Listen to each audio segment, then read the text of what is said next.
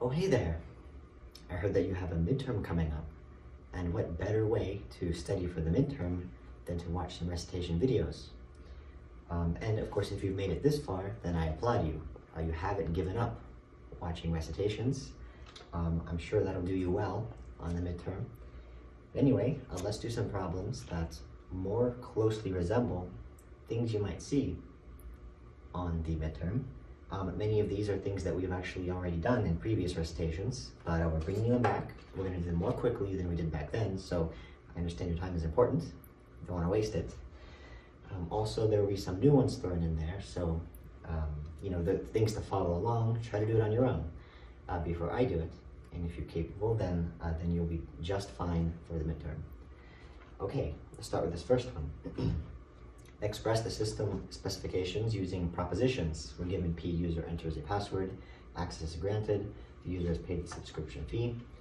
A reads, access is denied if the user has not paid the subscription fee. In other words, if, then. If the user has not paid the subscription fee, negation of R implies access is denied, the negation of Q.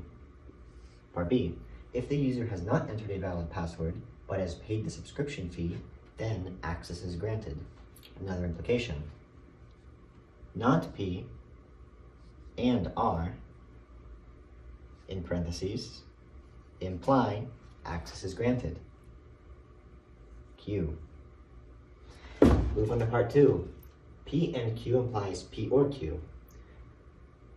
Show that this is a tautology. And how do we do that? Well, we use our understanding of equivalence laws. So first, we take this implication and we convert it using the implication law. We get the negation of whatever is on the left-hand side of the implication, or then whatever is on the right-hand side of the implication. That's the implication law. Hopefully you can see that. Then, let's use De Morgan's, bring this negation into the P, the and the Q.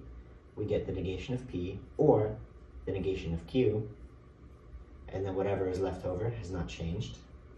Everything is an or here, or, so let's use the commutative. First, we write the law that we just used. We used De Morgan's.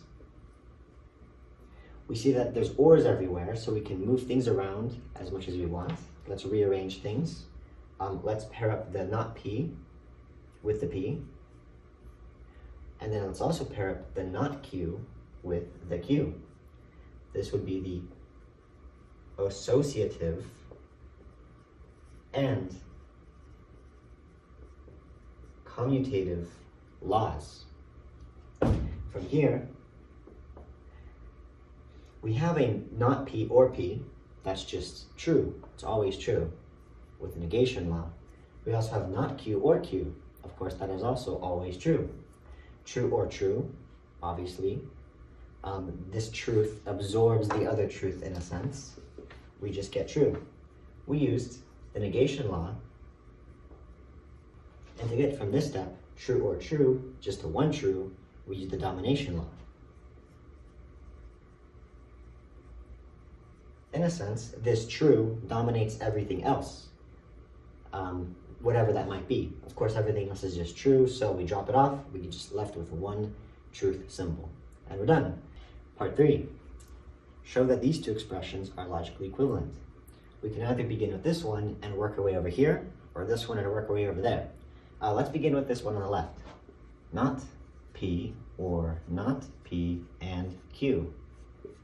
Well, we have a negation here and a bunch of parentheses. Let's use this negation across everything in the first set of parentheses. That's De Morgan's.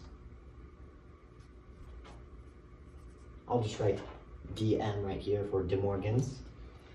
This is equivalent to, again, De Morgan's with this negation across whatever's in that set of parentheses. Again, De Morgan's. From there, let's get rid of this double negation.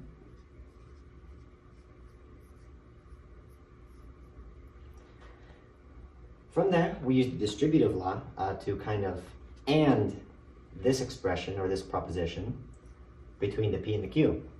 We get not P and P, or not P and not Q. That's the distributive law. From there, not P and P is just F.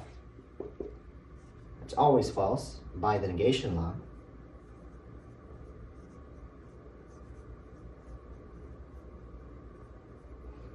Of course, now F or anything is just, let's just drop off the F and we're left with anything. We're left with not P and not Q by the identity law. And we're done. This expression is equivalent to the expression here, which is the question we were given. For this problem, we have a bunch of premises and we want to convert them to using propositions, predicates, and quantifiers. I've already written these. Let's say our domain is creatures. We can describe that domain, X, with the following. X is either drinks coffee, or is fierce, or is a lion. So let's say P of X is that X is a lion.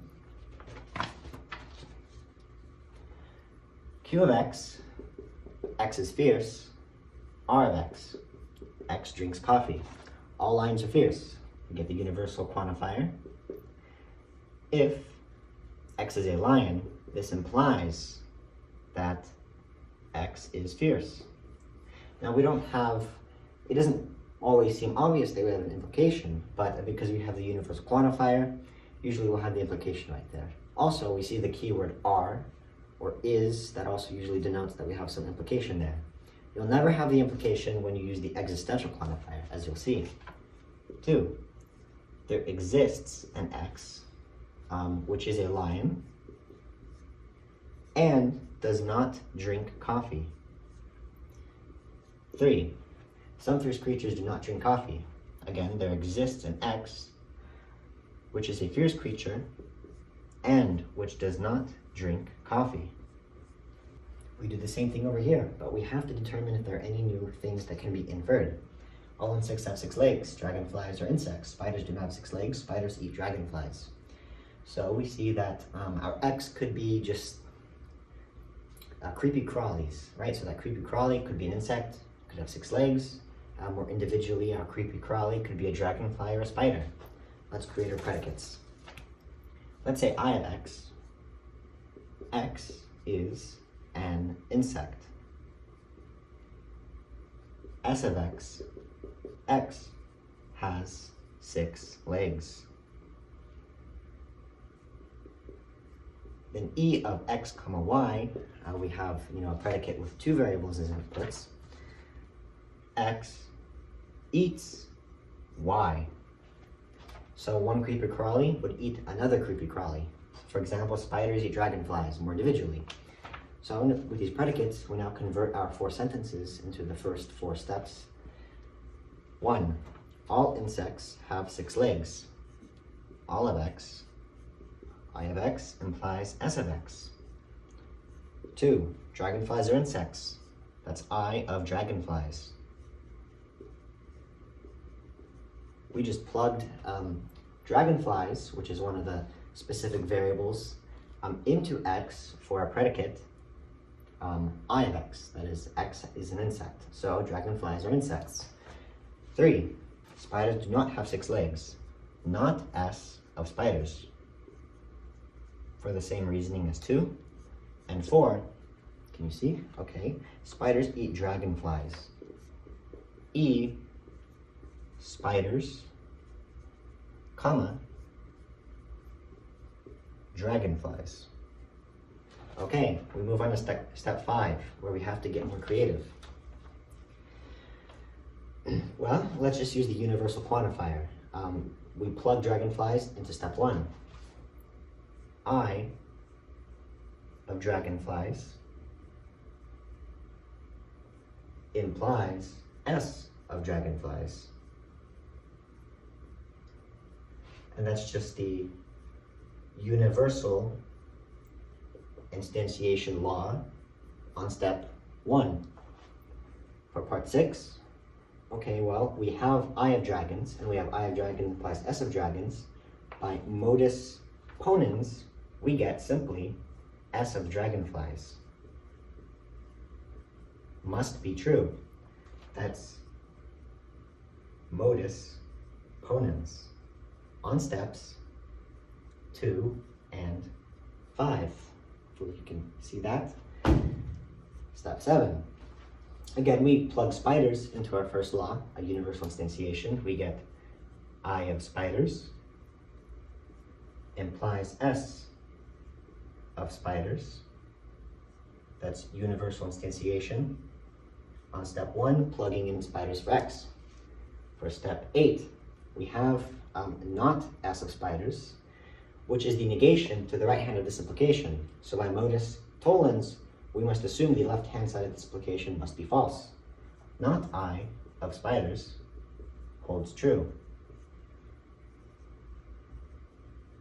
Modus tollens, steps 3 and 7. Okay, so we can conclude two things. We can conclude dragonflies have 6 legs, and we can conclude that spiders are not insects. Show that the sum of 2 odd integers is even. Now we have an implication. Let's convert this into propositional logic to see kind of how it works out. The sum of 2 odd integers might be our p, is even might be our q. So then p implies q. We use a direct proof. In a direct proof, we assume p, show q. So we assume that we have 2 odd integers. Let's say n is equal to 2j plus 1, and m is equal to 2k plus 1. This comes from the definition of an odd integer. In some places, they might want you to define these variables. I'll do it here. N, m, j, and k are all in a set of integers. So then we just do n plus m, right? We take their sum, and the sum should be even. So we get 2j plus 1 plus 2k plus 1. That's equal to 2j plus 2k plus 2. We take the 2 out, we get 2j plus k plus 1. 2 times any integer is an even integer. So we've shown that n plus m is even, therefore we've proved our statement.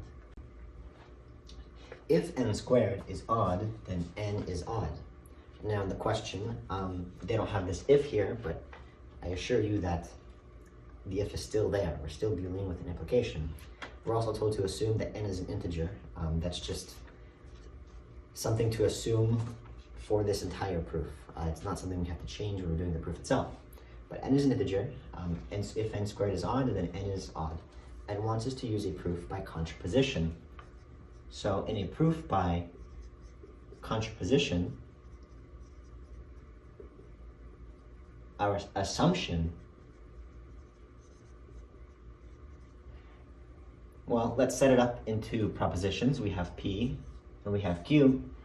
A contraposition of P implies Q would be not Q implies not P.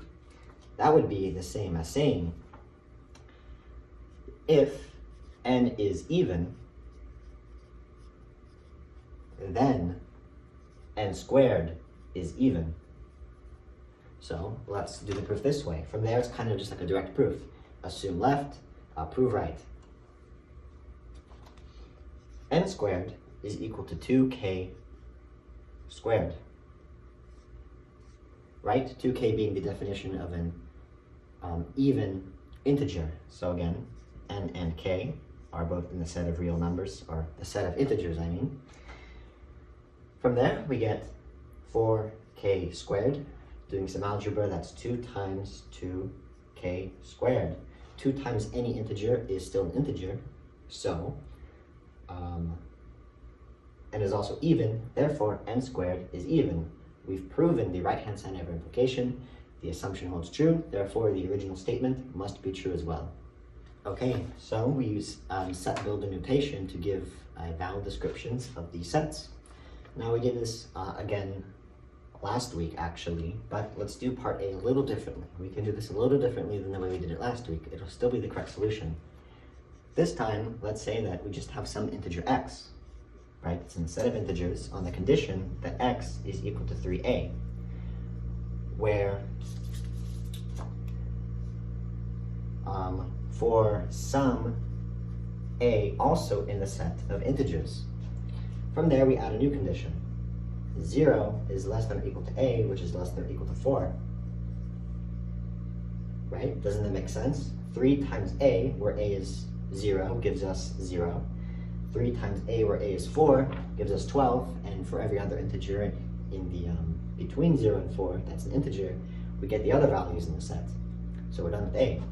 Part B, -3 to 3. Well, this one's even easier. X is in the set of integers where -3 on the condition is -3 is less than or equal to x, which is less than or equal to 3. For part C, M and OP, x is in the alphabet, and the condition is that x is between M and P inclusively, which is a way of saying that they includes M and P.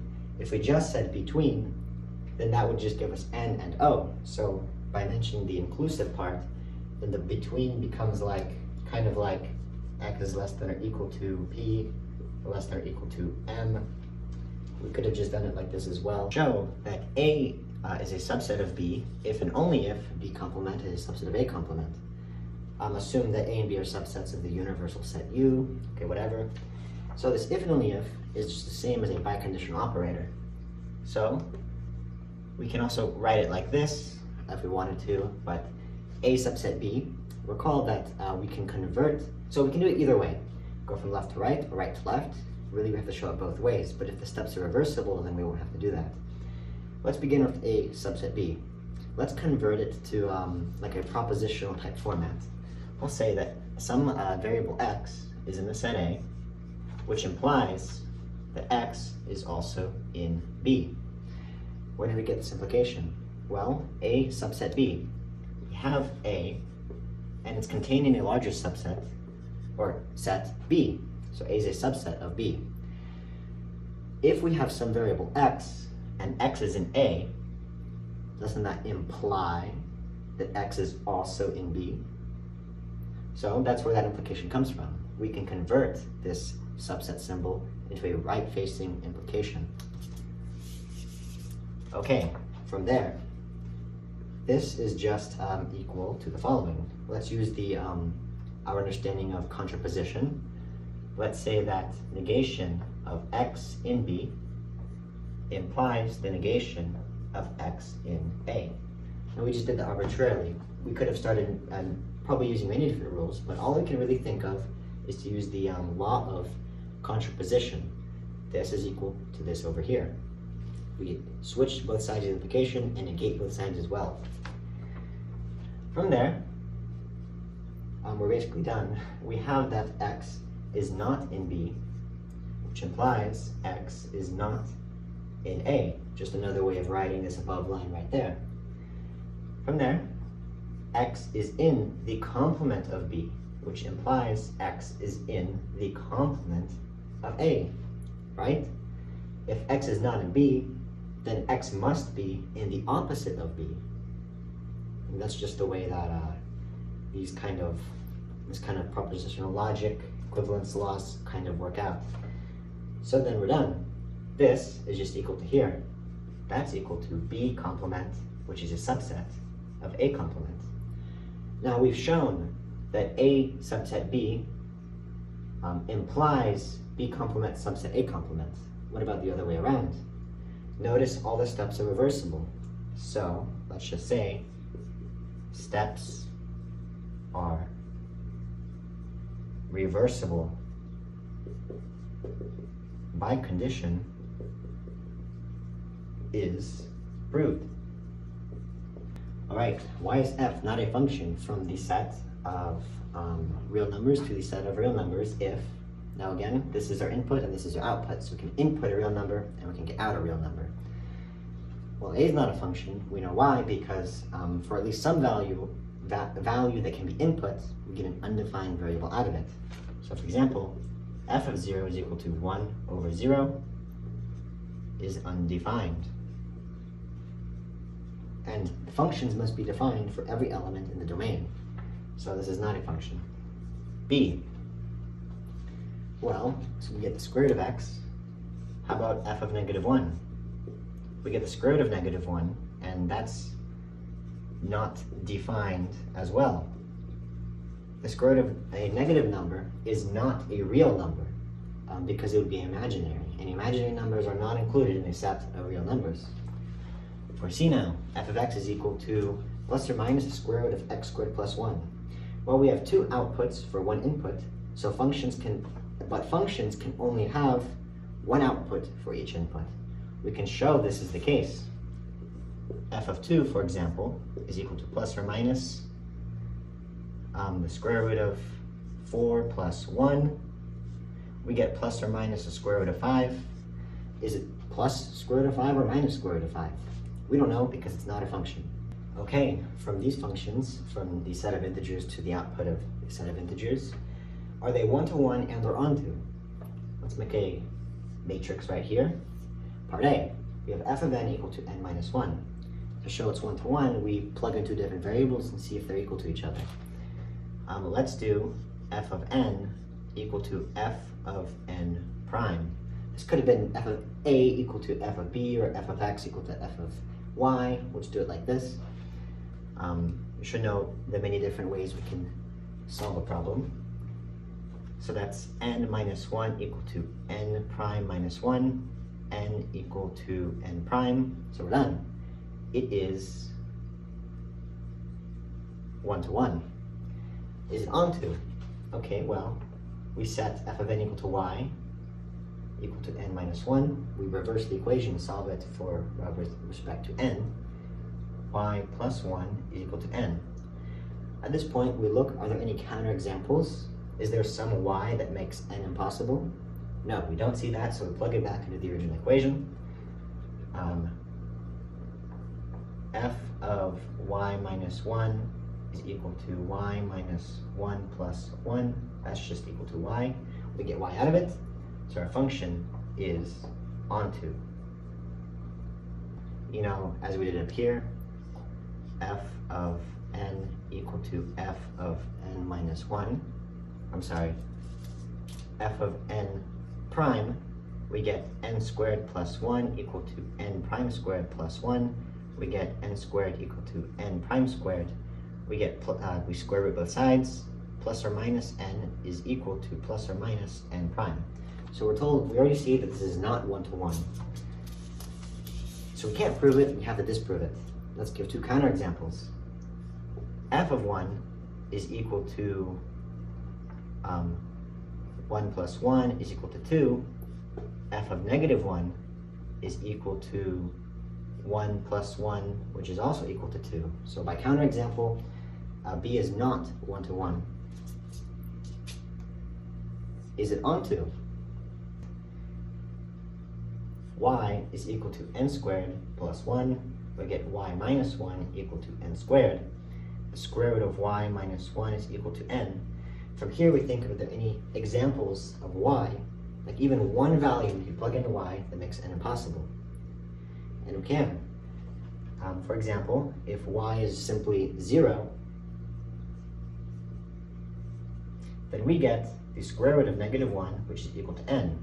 Now obviously, no value, no integer for n can give us the result of the square root of -1. So by counterexample, when y is 0, we see that this function is not onto. So it's not onto, and it's not one-to-one. It's still a function though. Part C, f of n is equal to n cubed. F of n equal to f of n prime. We get n cubed is equal to n prime cubed.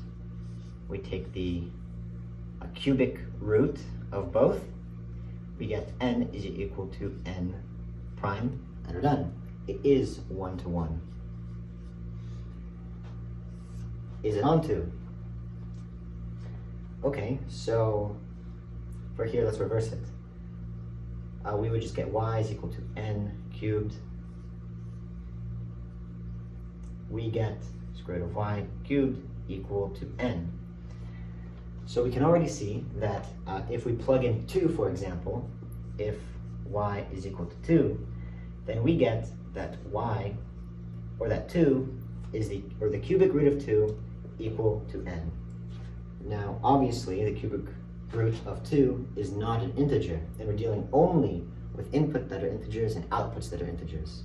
So, because no integer satisfies this solution, this function, therefore, is not onto. Is 2 an element of any of these sets? X is in the set of real numbers. X is an integer greater than 1. 2 is an integer greater than 1, so yes. Again, X is in the set of real numbers. X is the square of an integer. For the same reason we've determined last time, no, because 2 is not a perfect square.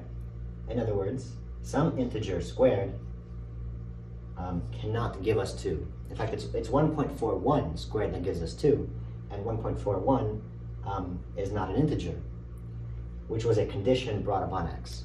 Even though X technically wasn't a set of real numbers, the condition was that it must also be an integer. So for B, we say no. C, we have 2, and we have the set of 2. 2 is one of the elements. Yes. We have the set that contains 2, and the set that contains the set that contains 2, but we do not see 2 within these outer brackets. So no. E, for the same reason previously, no. We have the set that contains a set that contains the set of 2, again, no, for the same reason aforementioned. Are these functions bijections from the set of real numbers to the set of real numbers? So let's just do one right now. It's a bijection if it's both onto and 1 to 1. So we'll check, is it 1 to 1 first? We set f of x equal to f of x prime, and we solve it. 2x plus 1 is equal to 2x prime plus 1. We get x equal to x prime, so yes, it is 1 to 1. Is it onto? We reverse it. Y is equal to 2x plus 1. We solve to get the reversed equation. Y minus 1 is equal to 2x. Y minus 1 over 2 is equal to x. Okay, then we can't think of any counterexample for y that makes this impossible, so we plug it back into the original equation. F of y minus 1 over 2 is equal to 2 times y minus 1 over 2 plus 1. You do the algebra, you end up just getting y. Therefore, it is onto, and therefore f of x equal to 2x plus 1 is a bijection. Okay, we get f of x equal to f of x prime. That's x squared plus 1 equal to x prime squared plus 1. We already can obviously see this would not be 1 to 1 because of the x squared, but we continue going. X squared is equal to x prime squared, take the square root, plus or minus x is equal to plus or minus x prime. They're not equal, so therefore it's not 1 to 1. We don't even have to check it being onto or not. We know it's already not a bijection. All right, for our third part, f of x is equal to x squared plus 1 over x squared plus 2. Now I already feel like this one might not be onto, so let's just show it's not onto, then we don't have to even check the 1 to 1 side. So is it onto or not? Okay, we replace f of x with y. Y is equal to x squared plus 1 all over x squared plus 2. Now we could solve this with respect to x, but at this point let's just stop and think if there's a counterexample.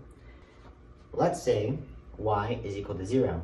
If y is equal to 0, then 0 is equal to x squared plus 1 all over x squared plus 2. Now from there, we see that y is actually impossible to obtain. There's some value in our output, some value in our image, which cannot be reached no matter what input we plug in for x, so therefore it's not onto. The only way to obtain 0 here is for the numerator to be 0 as well, right? So that would be like 0 divided by 1, or 0 divided by 2, or 0 divided by 3. It's the only way we could get 0 on the left-hand side here. But that's impossible, because no matter what value we plug into x, it's always going to have a plus 1. So there's no way we could have 0 as an output. There's no way we can have 0 for y. So therefore, there's some value in the image that is not reached, which could be 0 as a counterexample, and our function is not onto and therefore not a bijection. Okay, good luck on the midterm.